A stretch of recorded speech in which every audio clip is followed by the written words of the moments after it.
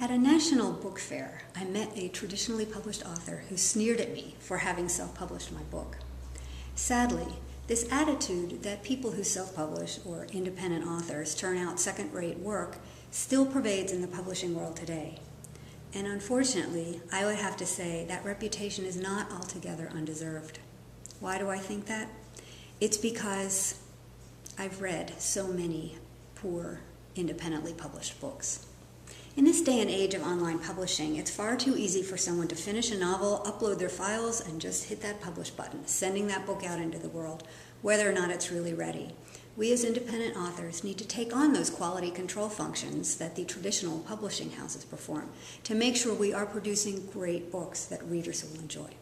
How can we do this? I have 3 suggestions.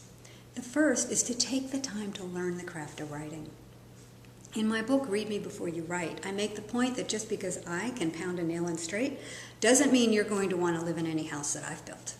In the same way, just because we all passed high school English class and can construct a grammatically correct sentence, that does not mean we can write a book that a reader will enjoy.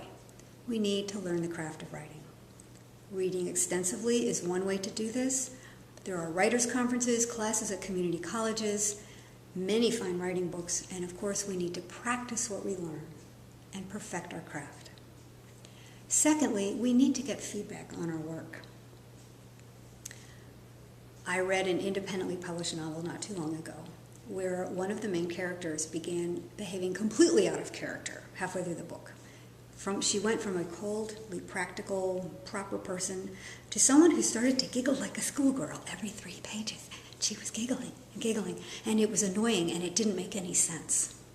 Now, maybe that author got some feedback, had some people read the manuscript, and they all told her they thought it was great. Maybe she didn't.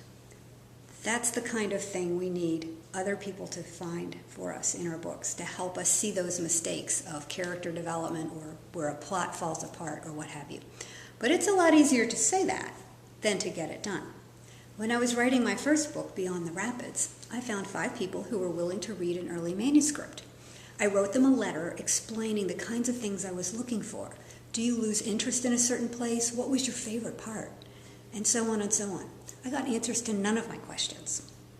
Instead, I got some corrections to grammar and punctuation, and some vague comments such as, I liked it. Well, fortunately, I didn't take that to mean I was ready for publication. I spent 2 more years rewriting, editing, and polishing till I sent that book off into the world. 2 years later, I ran into one of those people who had read the manuscript and mentioned to her that the final version of the book was much different than that manuscript she had read. She said, "Oh, that's a good thing. It needed a lot of work." I said, "What?" and had to really restrain myself from expressing my rage. She had, in fact, failed completely at what she had agreed to do. But I had to remind myself, most people just cannot give negative feedback. Maybe they don't want to hurt your feelings, or they just don't know how to articulate it. Whatever the reason, they can't do it. So if you find people who can give you some specific helpful suggestions for making your book better, people who can identify where the plot falls apart or where the hero starts behaving in a completely unbelievable manner, those are people to value. Now, having said that, you don't have to take all of their suggestions. If 3 readers love your hero and 2 hate him, it's your call as the author. But the point is to get some feedback, get other eyes looking at your book to help you make a great book, the best book possible. Which leads me to the third point. We need an editor. We need a professional editor to help us finish the book, get the final polishing done.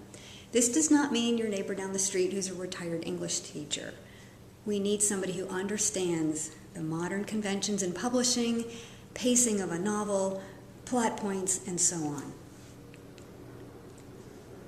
Editors are very valuable to us. They can tell us that our main character was Mary in chapter 1, and suddenly in chapter 15 she's Jane, and in chapter 23 she's back to Mary. We need to make a decision. They also are good for picking up those punctuation and grammar mistakes. I read a book not too long ago. It was independently published. And I'm reading along and I come to a sentence that was something like, "I assure you, Marjorie, that he did not call." Properly written, it would have been, I assure you, comma, Marjorie, comma, that he did not call. There were no commas. And as I read further, I could not find a comma. And I started to wonder, does the author not like commas? Does she not know how to use them? Is the key on her keyboard broken? Is she boycotting comma? What is up with the missing commas? I became more concerned with the missing commas than what was happening to the characters. And that is not a place you want your reader to be. We as novelists want our readers to be so lost in the world we have created and so consumed with what is happening to our characters that they're turning the pages as fast as they can. Anything that takes them out of that world, even if it's just a missing comma, reflects a failure on our part as authors. So these are my suggestions for all of us as independent authors to improve the quality of our works, to continually be refining our craft, learning the craft of writing and refining it, to get feedback on our work, and to use professional editing.